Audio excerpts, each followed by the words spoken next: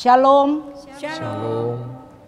Selamat hari Minggu, salam damai sejahtera bagi jemaat yang dikasihi Yesus Kristus. Selamat bertemu dalam ibadah online Yayasan Badan Kerjasama Marturia. Minggu ini adalah minggu ketiga sesudah Trinitatis dengan tema mengikut Yesus dan memikul salib. Sebelum kita memulai ibadah minggu kita hari ini, mari kita saat teduh sejenak.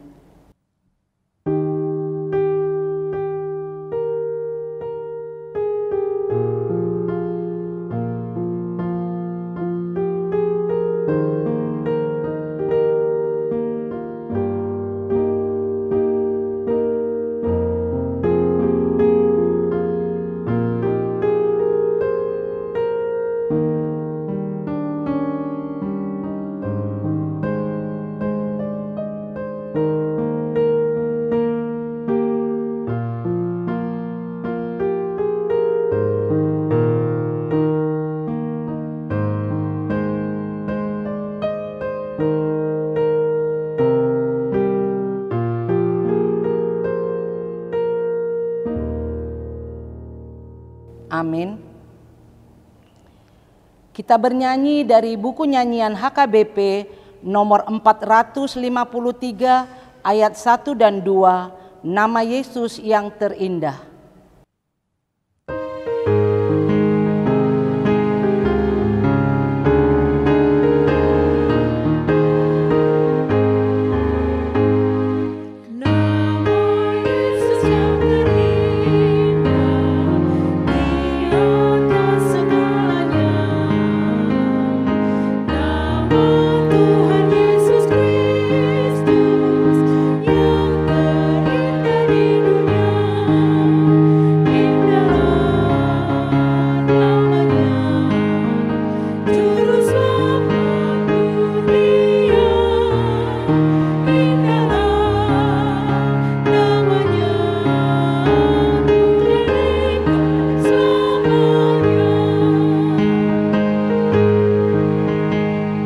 Jemaat diundang berdiri.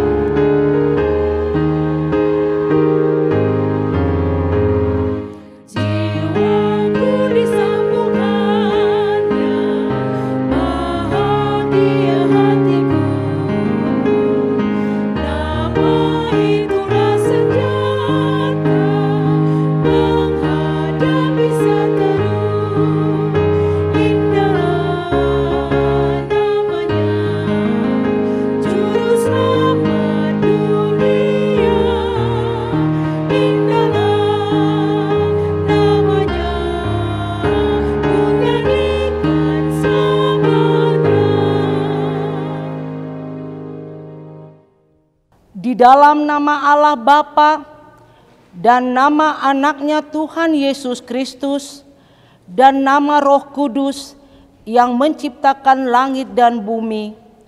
Amin. Hai manusia, telah diberitahukan kepadamu apa yang baik dan apakah yang dituntut Tuhan daripadamu selain berlaku adil, mencintai kesetiaan, dan hidup dengan rendah hati di hadapan Allahmu. Haleluya. Haleluya. Haleluya. Haleluya. Marilah kita berdoa. Ya Tuhan Allah, Bapa kami yang Maha Pengasih, kami berterima kasih kepadamu karena Engkau memanggil kami ke dalam pengharapan yang kekal. Karuniakanlah kepada kami Roh Kudus, supaya kami kuat dalam perlawanan mengalahkan keinginan-keinginan duniawi, dan supaya kami mencari hal-hal yang ada di surga. Kuatkanlah kami mengalahkan segala kuat kuasa kegelapan yang sanggup menghalangi perjalanan kami menuju kebahagiaan yang kekal. Teguhkan iman dan pengharapan kami, dan tumbuhkanlah dalam diri kami penguasaan diri, supaya kami menang pada akhirnya pada saat mana kami akan menerima mahkota kemuliaan karena anak-Mu Tuhan Yesus Kristus, Tuhan kami. Amin. Jemaat dipersilahkan duduk. Kita bernyanyi dari buku nyanyian HKBP nomor 216 ayat 2, biar gunung batu runtuh.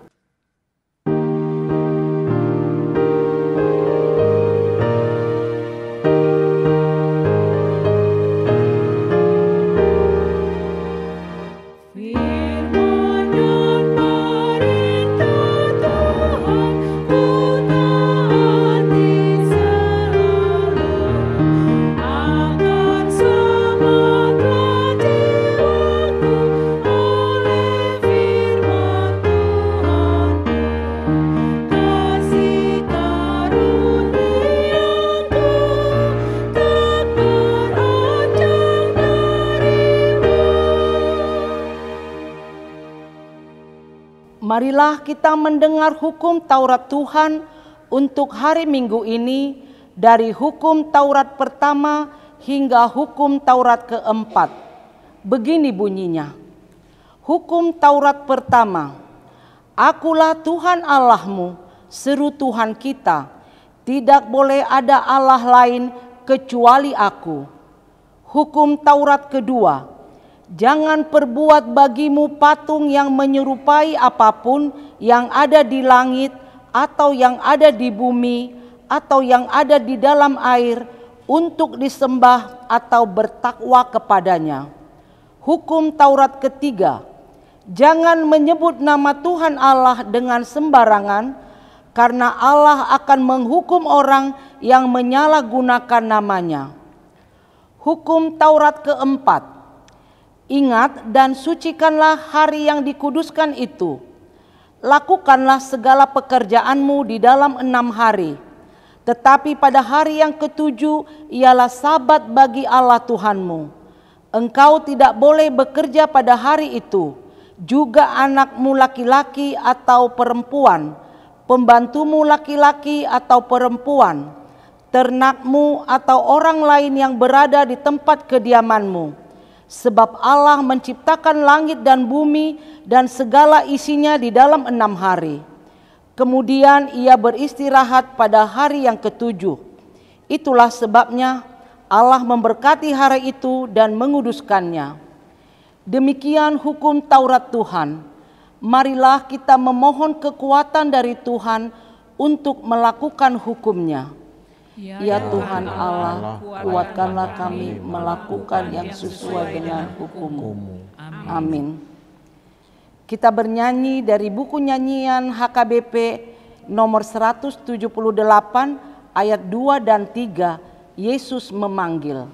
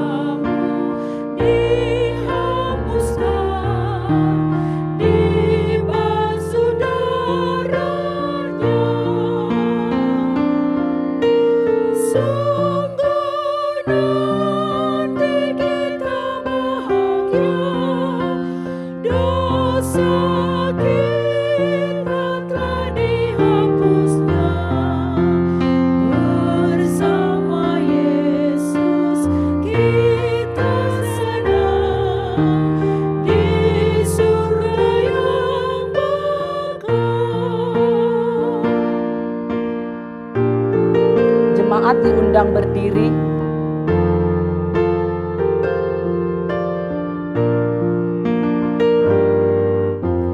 Yesus memanggil, mari cepat. Dia menyambut yang berserah, yang Maha Murah. Percayalah, datang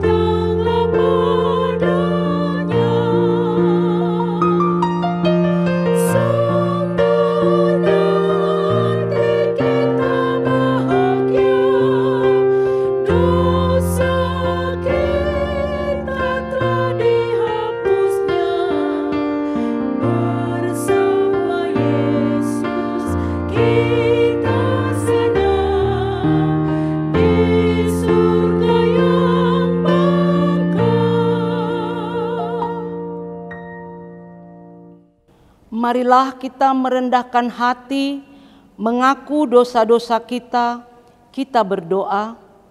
Ya Allah Bapa kami yang di surga, Engkau mengampuni dosa kami, orang yang hina dan tercela ini di dalam anak kesayangan-Mu.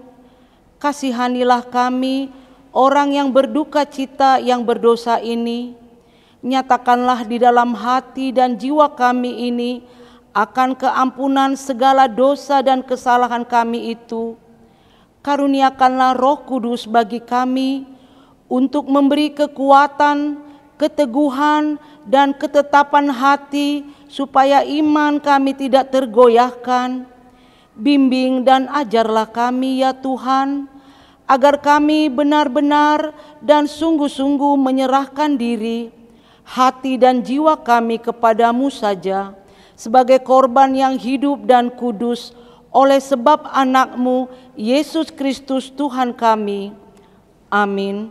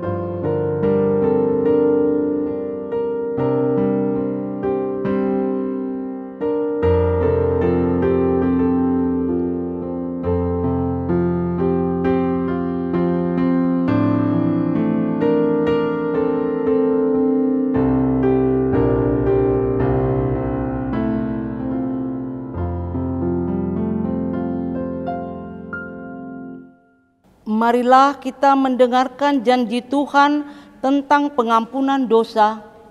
Sekalipun dosamu merah seperti kirmiji, akan menjadi putih seperti salju.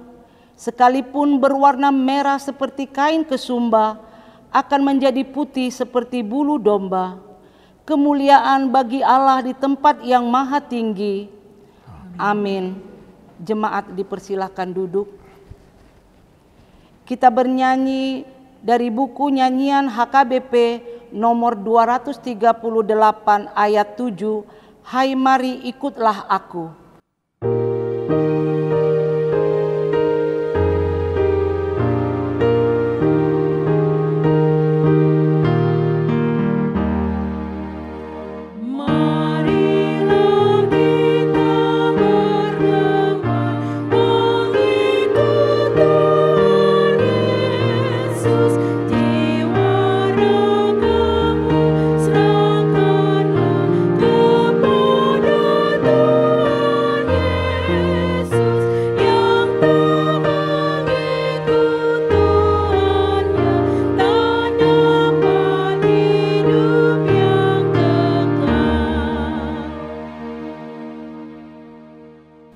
Marilah kita membaca firman Tuhan, epistel di hari Minggu ini, yaitu dari kitab Yeremia pasal 20 ayat 7 sampai dengan ayat 13.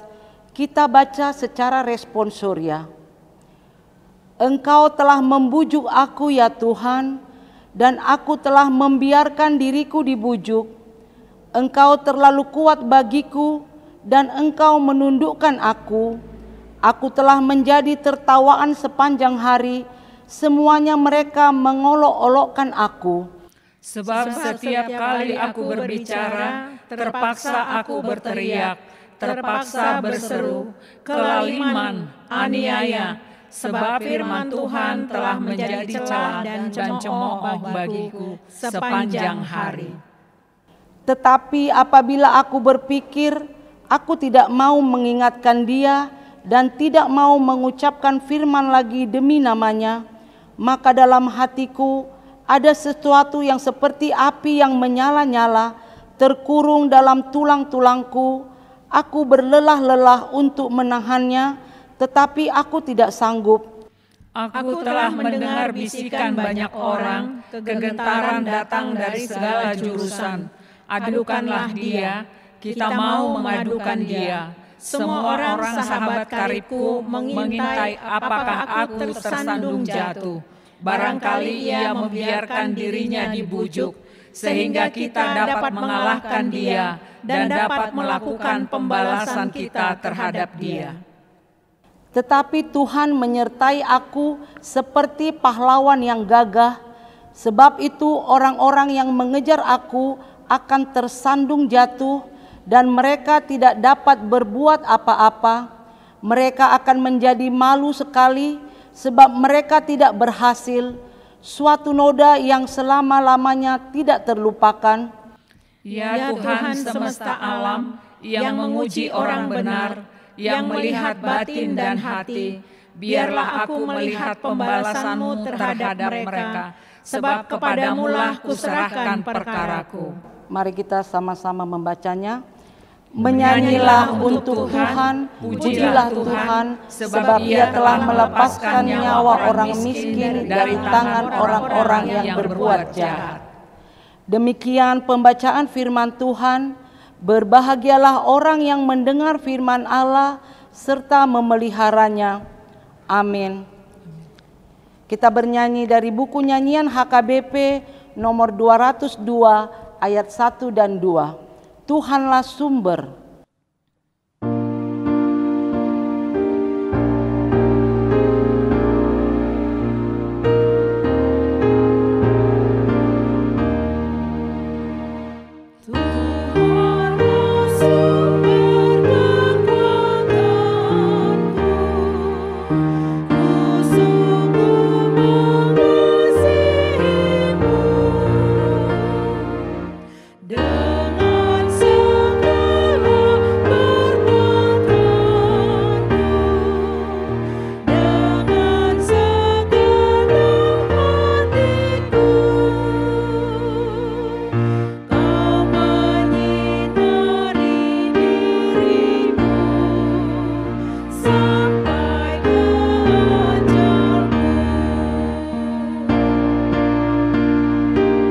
Jemaat diundang berdiri.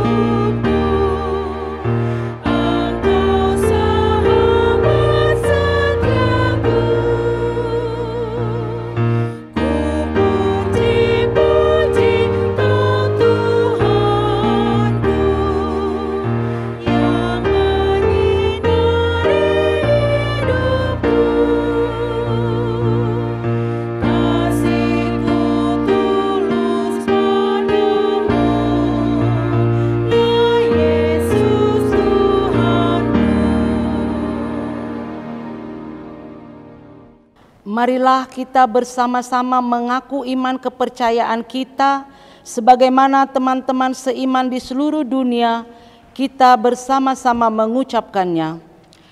Aku percaya kepada Allah, Bapa yang Maha Kuasa, Khalik langit dan bumi.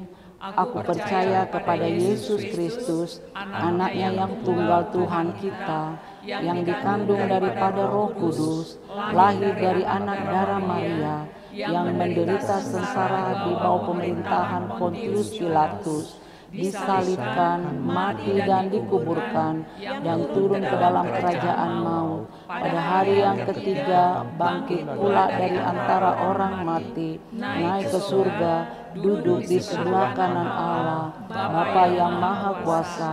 Dari sana akan datang kelak untuk menghakimi orang yang hidup dan yang mati.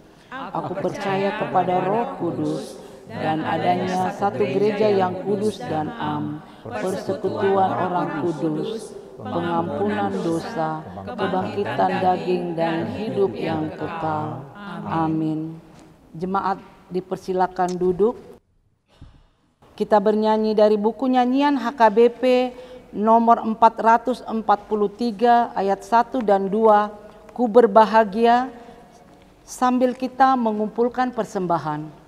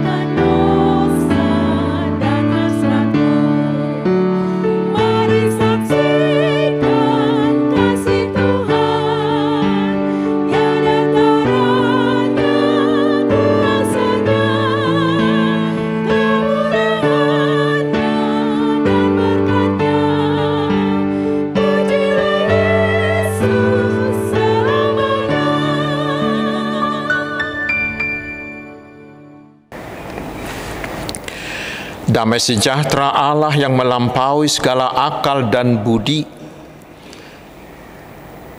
kiranya memelihara hati dan pikiran saudara-saudara di dalam Kristus Yesus Tuhan kita. Amin. Selamat hari Minggu saudaraku. Saya berharap semuanya kita dalam keadaan sehat, tetap bersuka cita. Dan hari ini Tuhan akan menyapa kita melalui firman-Nya di minggu ketiga sesudah Trinitatis ini, yaitu dari Injil Matius.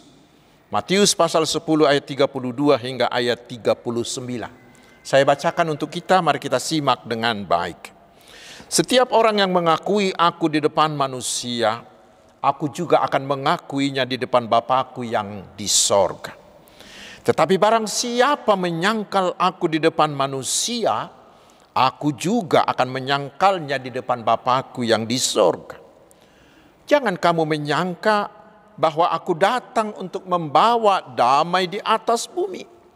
Aku datang bukan untuk membawa damai, melainkan pedang. Sebab aku datang untuk memisahkan orang dari ayahnya, anak perempuan dari ibunya, menantu perempuan dari ibu mertuanya. Dan musuh orang ialah orang-orang seisi rumahnya. Barang siapa mengasihi bapa atau ibunya lebih daripadaku, ia tidak layak bagiku. Dan barang siapa mengasihi anaknya laki-laki atau perempuan lebih daripadaku, ia tidak layak bagiku. Barang siapa tidak memikul salibnya dan mengikut aku, ia tidak layak bagiku. Barang siapa mempertahankan nyawanya, ia akan kehilangan nyawanya. Dan barang siapa kehilangan nyawanya karena aku, ia akan memperolehnya. Demikian firman Tuhan. Saudara-saudaraku yang dikasihi Tuhan Yesus Kristus, apakah menjadi seorang Kristen itu enak? Apakah menjadi seorang Kristen itu enak? Benar, sangat enak. Sangat enak. Karena dengan iman kita kepada Tuhan Yesus, kita diberi kepastian bahwa kita pasti selamat. Kita pasti masuk surga. Tetapi, apakah menjadi seorang Kristen itu selalu nyaman? Mungkin tidak. Tetapi yang benar adalah menjadi seorang Kristen itu selalu enak bila kita menjadi Kristen yang sejati. Karena benar di Matius 11 ayat 28 Yesus mengatakan, marilah kepadaku semua yang letih, lesu dan berbeban berat, aku akan memberi kelegaan kepadamu. Enak sekali bukan? Tetapi di Lukas 9 ayat 23 yang sejajar dengan perikop kita hari ini, Yesus mengatakan di sana, setiap orang yang mau mengikut aku, ia harus menyangkal dirinya, memikul salibnya setiap hari dan mengikut aku. Bahkan di Matius 10 ayat 22, Yesus mengatakan, dan kamu akan dibenci semua orang oleh karena namaku. Apakah itu nyaman? Pasti tidak, bukan? Saudaraku, memang sejak awal Yesus tidak mau mengumbar janji muluk-muluk seperti kampanye banyak calon-calon yang akan dipilih agar banyak pengikutnya. Tidak. Tetapi Yesus justru mengarahkan semua pengikutnya untuk menghadapi hal yang terburuk, sehingga setiap orang yang mengikutinya mengambil keputusan dengan benar, dengan perhitungan yang seksama. Karena itu saudaraku, mari kita coba memperdalam makna dari perikop ini. Memang nats ini agak membingungkan. Bila Tuhan Yesus di ayat 34 mengatakan, jangan kamu menyangka bahwa aku datang untuk membawa damai di atas bumi. Aku datang bukan untuk membawa damai, melainkan pedang. Itu membingungkan, bukan? Karena kita selalu mengatakan bahwa Yesus itu adalah juru damai. Tetapi di sini di ayat 35 ini Yesus seperti provokator. Menceraikan anak dari orang tuanya. Menceraikan orang yang satu keluarga. Lalu apa yang dimaksud? Apa sebenarnya yang dimaksud oleh Yesus dengan perkataan itu? Saudaraku, Yesus itu benar-benar adalah pembawa damai. Sekali lagi, Yesus itu benar-benar pembawa damai. Kita baca di Lukas 2 ayat 14, Roma 5 ayat 11. Yesuslah yang mendamaikan manusia yang berdosa dengan Allah ketika Yesus mau mempersembahkan tubuhnya di Golgota menjadi korban perdamaian kita dengan Allah. Itulah keselamatan kita. Lalu keselamatan tersebut ditawarkan kepada manusia. Itulah Injil. Dan disitulah saudaraku terjadi pertentangan tadi. Mengapa? Karena pasti ada yang menerimanya, yaitu orang-orang percaya yang mau menjadi murid Yesus. Tetapi pasti juga ada yang menolak, yaitu mereka yang menjadi musuh Tuhan Yesus. Saudaraku, itulah yang menimbulkan pertentangan, menimbulkan pemisahan. Dan itu juga akan terjadi dalam keluarga. Bila ada anggota keluarga yang menerima, tetapi ada juga yang menolak Tuhan Yesus, tentu di situ akan timbul pertentangan dan mungkin akan terjadi pemisahan. Itulah yang terjadi di gereja mula-mula. Mereka yang mengikut Yesus itu diusir, dikucilkan, bahkan dibunuh oleh keluarganya sendiri. Itulah juga yang terjadi di awal kekristenan di tanah Batak. Nenek-nenek moyang kita yang memilih untuk mengikut Yesus, banyak yang dikucilkan dari adat, bahkan diusir dari kampungnya. Mereka inilah yang ditampung oleh Nommensen di Huta Dame Tarutung. Dan hal serupa dialami oleh Yesus sendiri. Karena anggota keluarga Yesus itu tidak mau percaya, bahkan menyebut Yesus itu orang gila, sudah gila. Itu membuat Yesus harus meninggalkan keluarganya demi melakukan tugas dari Allah Bapanya. Tetapi bukan berarti bahwa Yesus tidak menghormati keluarganya, bukan. Tetapi Yesus harus mengambil keputusan untuk mendahulukan kepentingan dan kehendak Allah ketimbang keluarganya. Bagi Yesus utamakan Tuhan, God first. Mendahulukan Tuhan daripada keluarganya. Tetapi ingat saudaraku, itu hanya kita lakukan bila keadaan yang memaksa. Bila kita dipaksa untuk memilih Allah, Yesus atau keluarga. Saat seperti itulah dituntut loyalitas penuh kita bagi Tuhan. Dan sampai hari ini masih terjadi. Kita pasti sudah sering mendengar cerita tentang saudara-saudara kita yang mengambil keputusan untuk menjadi pengikut Yesus, yang sebelumnya seluruh keluarganya bukan pengikut Yesus. Setelah mereka menerima Yesus, mereka dikucilkan. Bahkan ada berita, ada dari mereka yang dibakar oleh keluarganya. Mungkin bukan di negara kita, tetapi di negara lain. Mereka banyak yang dibuang dari daftar silsilah keluarga. Tetapi puji Tuhan, kebanyakan dari saudara-saudara kita itu tetap setia mengikut Tuhan. Bagi mereka, keselamatan dalam Yesus itu jauh lebih berharga, jauh lebih utama dari apapun, termasuk dari silsilahnya, dari keluarganya. Memilih Yesus telah menjadi pedang yang memisahkan mereka dengan keluarganya. Itulah loyalitas 100% bagi Kristus. Prioritas utama adalah Yesus. Orang percaya mampu memisahkan dirinya dari keluarganya bila keluarganya menghalanginya untuk menerima dan mengikut Yesus. Itulah loyalitas penuh. Selanjutnya saudaraku, dengan perkataan ini Yesus mau mengingatkan semua kita pengikutnya bahwa kita harus mampu memisahkan diri kita dari dunia ini. Bagi kita Yesus harus menjadi pedang yang memisahkan kita dari keinginan dan dari godaan-godaan dunia ini. Dari kita dituntut loyalitas 100% hanya untuk satu, yaitu kepada Yesus. Ayat 34 perikop ini adalah ayat kalimat kiasan. Maksudnya, orang yang mau mengikut Yesus harus lebih mencintai Yesus dari apapun di dunia ini. Apapun risikonya. Walau harus hidup menjadi miskin. Bahkan mungkin tidak akan pernah diberi jabatan.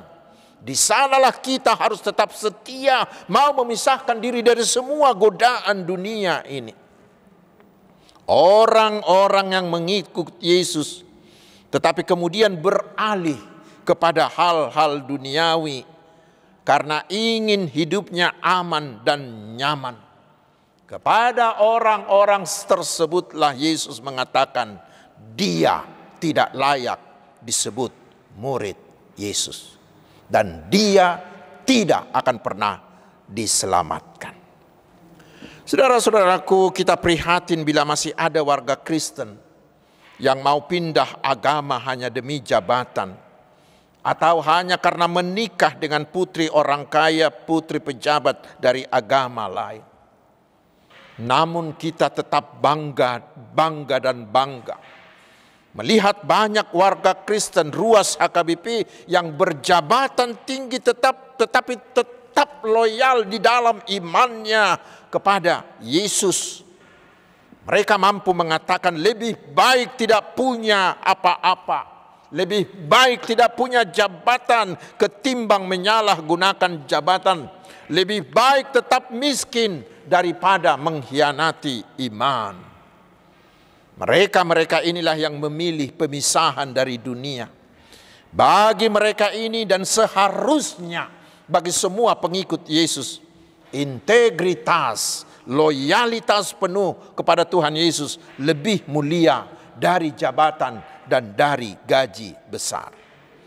Karena itulah kita harus mau membuang sikap konformistis atau sikap bunglon yang perilakunya terkadang Kristen, terkadang bukan Kristen.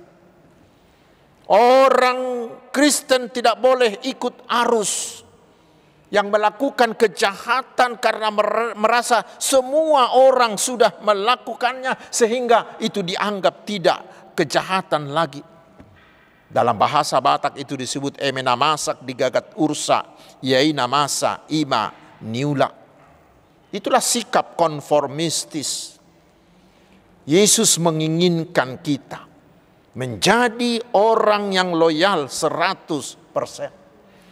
Yesus mau supaya iman kita itu menjadi pedang yang memisahkan kita dari keinginan dunia ini.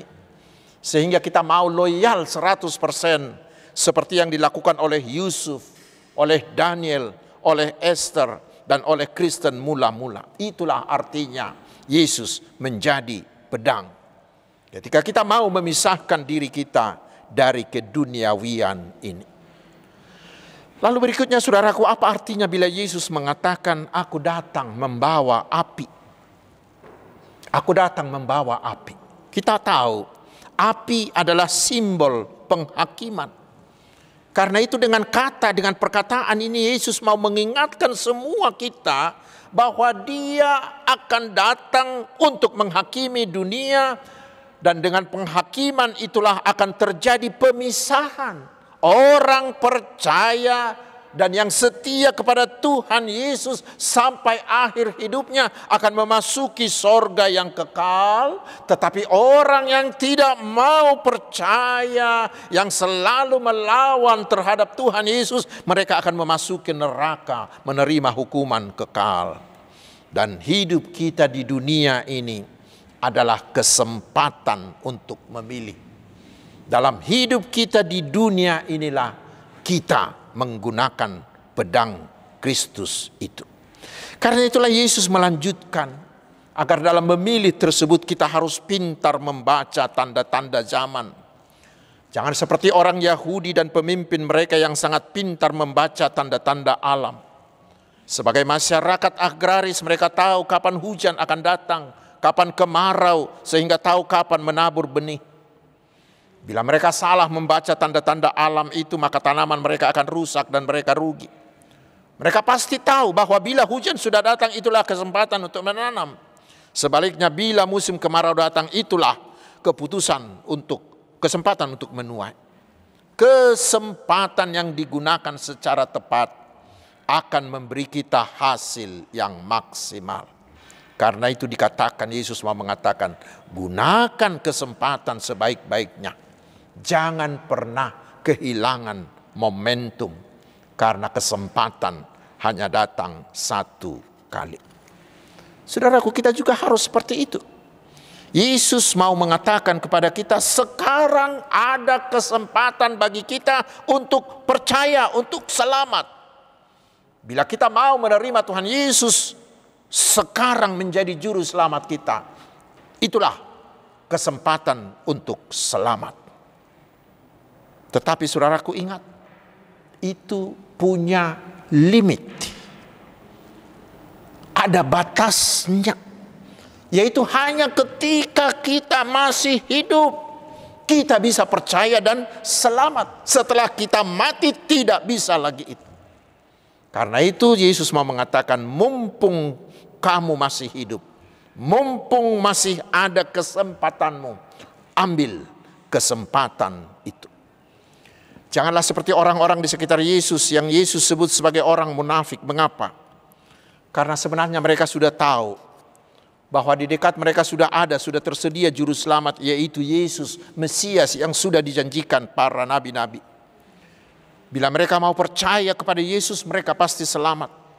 Tetapi mereka pura-pura tidak tahu, hanya karena gengsi.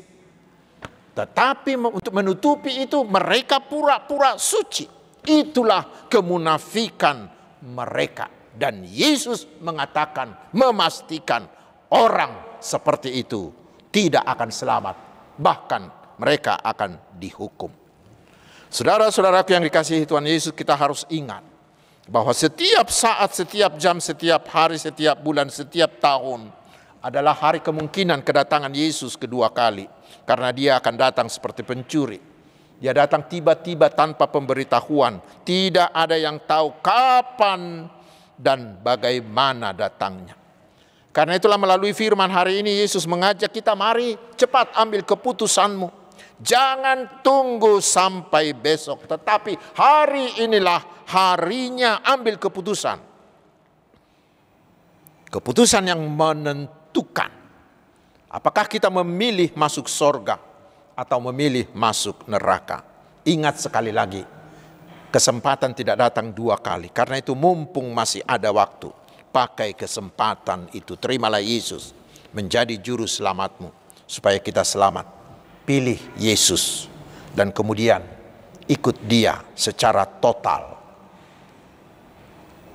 dengan loyalitas penuh, setia sampai akhir, dengan segenap hati, seluruh waktu, segenap jiwa, dan dengan segenap kemampuan kita. Maka kita pasti akan selamat dan akan mewarisi hidup yang kekal. Tuhan Yesus memberkati kita. Amin. Mari kita berdoa. Terima kasih Tuhan atas firman-Mu yang menguatkan tekad kami untuk membuat Engkau menjadi prioritas yang utama bagi kami ketimbang keluarga ataupun ketimbang dunia ini. Kuatkanlah kami untuk tetap setia mengikut Yesus. Dengan kerelaan kami menyangkal diri kami dan mau memikul salib. Rela menderita karena nama-Mu. Kami memohon Tuhan, kiranya Engkau berkenan menarik orang-orang, mereka yang sudah terbawa arus, yang membuat dunia ini lebih utama daripada Tuhan Yesus. Ya Tuhan, Engkaulah andalan kami menghadapi semua gelombang perjalanan kehidupan ini. Karena kami percaya Tuhan terus menjaga dan memberkati kami. Tuhan terus mencukupkan segala kebutuhan kami. Tuhan akan menyelesaikan semua pergumulan kami, menyembuhkan sakit penyakit kami, memberi kami kesuksesan atas semua usaha dan perjuangan kami, memberi semua yang kami minta yang sesuai dengan kehendak-Mu. Dengan iman seperti itulah kami akan melangkah dengan pasti dan tetap bersuka cita dalam pengharapan. Bapa di sorga, berikanlah keberhasilan bagi semua usaha penginjilan yang dilakukan oleh para hamba-Mu, agar semakin banyak orang yang percaya kepada Tuhan Yesus. Dan berkatilah seluruh pelayanan para hamba-Mu di segala tempat. Dan berkatilah bangsa kami, agar tetap penuh damai sejahtera-Mu, tetap berkeadilan dan tetap bersatu. Damaikanlah bangsa-bangsa yang masih dalam peperangan, yang masih dalam permusuhan. Berikanlah hati yang penuh damai bagi seluruh pemimpin bangsa di dunia ini, agar dunia ini menjadi tempat yang damai bagi seluruh ciptaan-Mu. Terpujilah nama-Mu ya Allah Bapa, Anak dan Roh Kudus, hari ini sampai selama-lamanya. Amin. Saudara-saudaraku, marilah kita bernyanyi dari buku nyanyian HKBP nomor 719, ayat pertama dan ayat kedua. Kudengar suaramu, sambil kita mengumpulkan persembahan.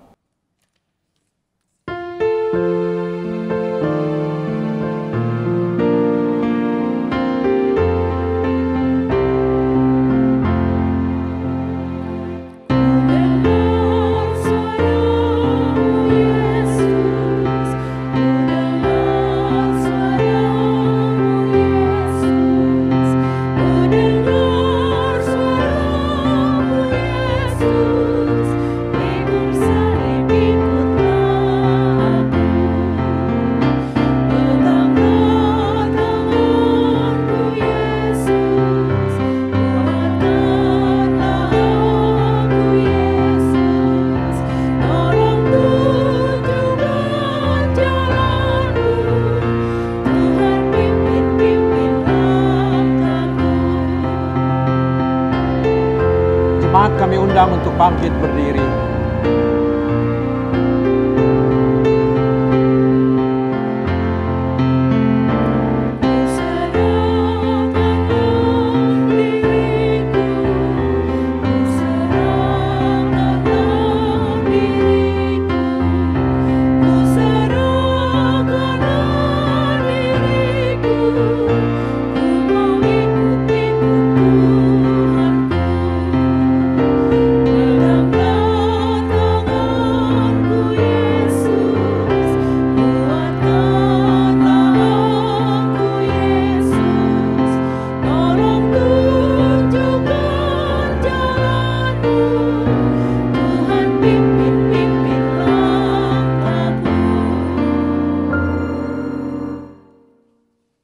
Marilah kita berdoa untuk menyerahkan persembahan ini kepada Tuhan. Kita berdoa.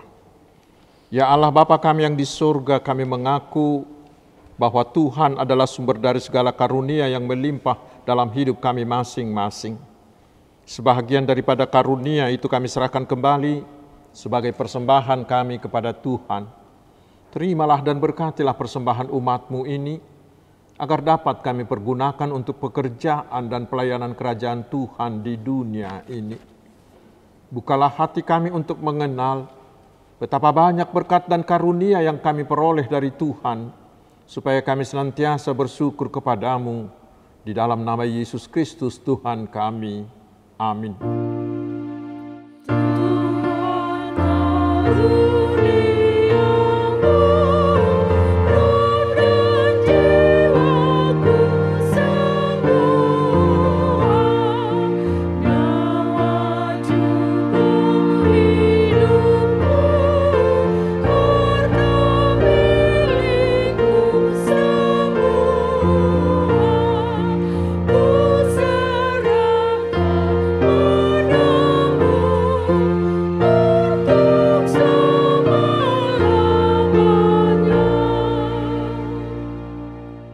Bapa kami yang di surga, dikuduskanlah nama-Mu, datanglah kerajaan-Mu, Jadilah kehendak-Mu di bumi seperti di surga. Berikanlah kami pada hari ini makanan kami yang secukupnya, dan ampunilah kami akan kesalahan kami, seperti kami juga telah mengampuni orang yang bersalah kepada kami. Dan janganlah membawa kami ke dalam pencobaan, tetapi lepaskanlah kami daripada yang jahat.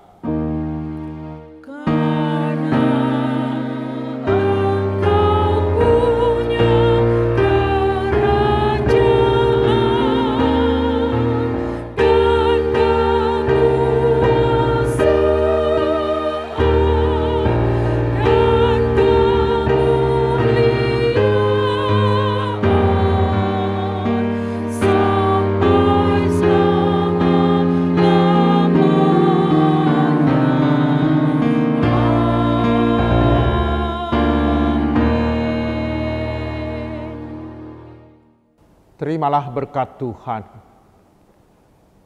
Tuhan memberkati engkau dan melindungi engkau.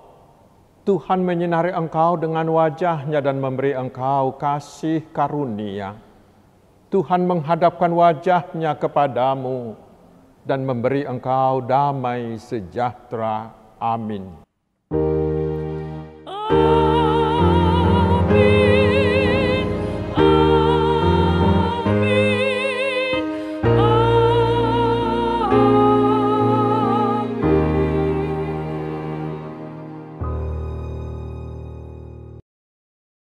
Selamat hari Minggu, Tuhan Yesus memberkati.